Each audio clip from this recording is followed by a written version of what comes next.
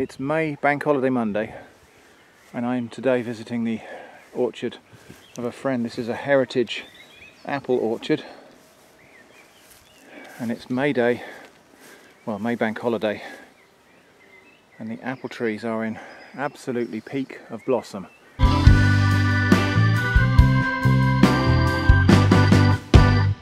Look at this beautiful apple blossom, isn't that lovely?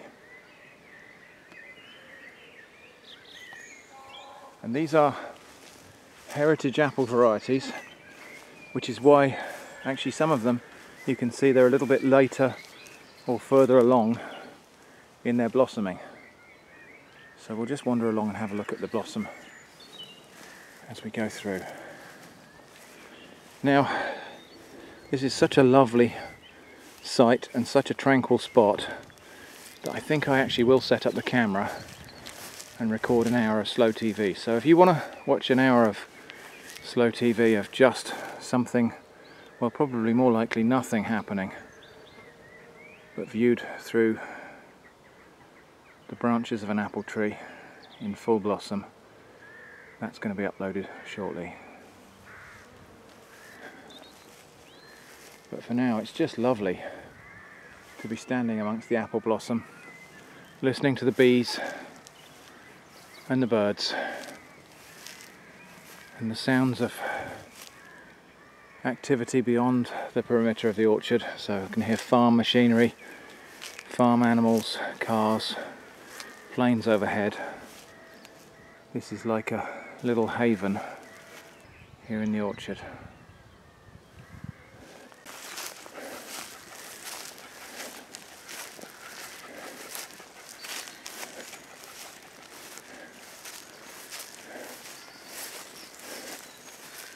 So while we're here, let's just have a look at some of the other plants in the hedgerow here. So we've got a wild rose here, a little bit too early for this to be flowering, but that wild rose will be a mass of bloom fairly soon.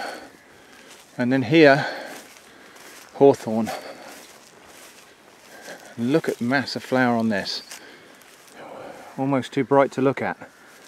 Another name for hawthorn is mayflower, and so the hawthorn or mayflower in this particular part of the world, southern England, it does actually flower more or less reliably from the 1st of May until the end of May.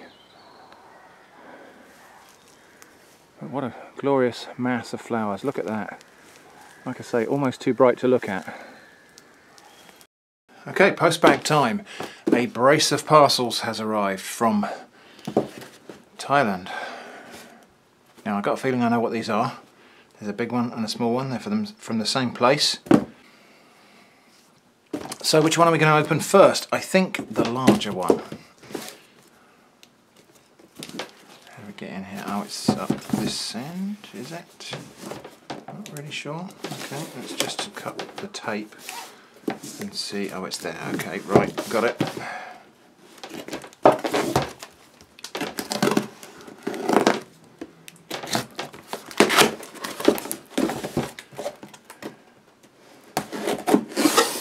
Okay, let's see what we got in here.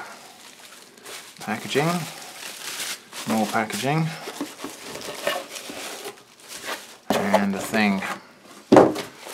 What is this thing? Let's have a look. Exciting, isn't it?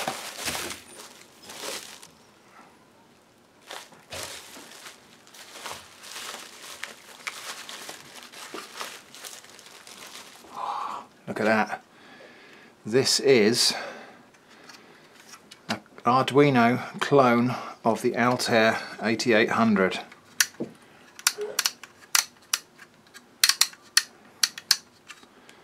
Obviously not a full-scale replica, and obviously not a complete replica, not electronically a replica of the 8800 either, because this is an emulation of the 8800 done in using a Arduino, or an Arduino, which is a obviously more powerful microprocessor. But there we go, that is a clone of an Altair 8800. Isn't that amazing? I'm looking forward to playing with this, and I'm going to make a little box for it. I think I'm going to make a case for it that kind of has a nod in the direction of the original Altair 8800. So what we got in the smaller box? I wonder what this could be. This is not something I ordered, I don't think, so I don't know what this is going to be.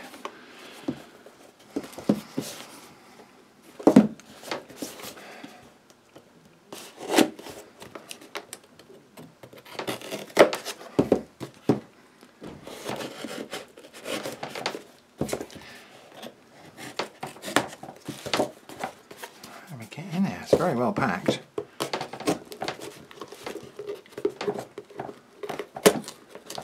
Filament tape. It's quite difficult to open up. We may have to peel that off and break it a little bit. Wow. Well, it wasn't going to come open by accident in transit, that's for sure. What are we stuck on now? There we go. Right, we're in. Let's see what we've got here.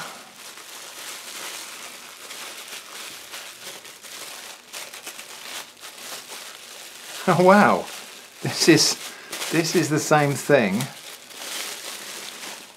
This is the tiny version of the front panel of the Altair 8800 with little push buttons and little dip switches for the, in place of these larger switches.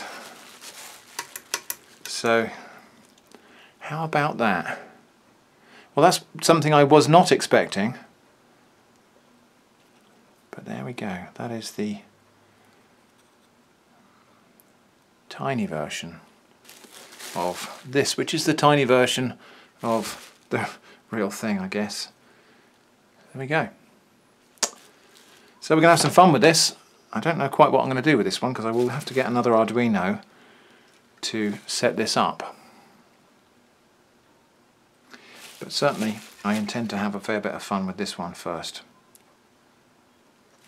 Now, I've talked about long shadows before and how much fun I have. Well, I think it's fun. I'm casting long shadows on the ground in the evening just before the sun goes down. But here's something I haven't spoken about before. This is an interesting effect. I don't know how well you can see it on this video, but around about my head there appears to be a bright halo in the shadow, and it'll follow me wherever I go. Now, you quite often see this effect if you're flying in a plane over like a cornfield or something like that, and you happen to catch sight of the plane's own shadow, and it's caused by the light source being behind the viewpoint. So my head is where I'm looking out of, and the shadow of my head obviously is directly opposite the light source, which is the sun. That means that the grass around about the shadow of my head, I can't actually see the shadow of that grass, whereas if I look to one side I can see shadows of blades of grass.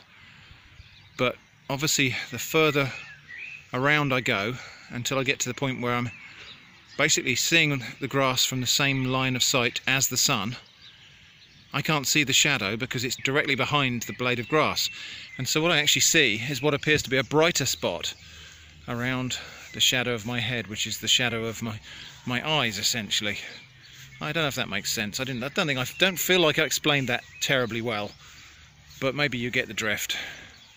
Now, there is a related effect which is caused by retroreflection from dewdrops. So if you're looking at dewy grass, you'll see a different effect where you do see an even brighter halo around the place where your shadow of your head is. But that's not what we're seeing here, because this is evening and there is no dew at the moment. The grass is actually very dry, but we're seeing a halo of brighter grass around my head, and that's just because we can't see the shadows of those blades of grass. So, I hope that's interesting. I thought so. Thanks for watching, and I hope to see you again soon.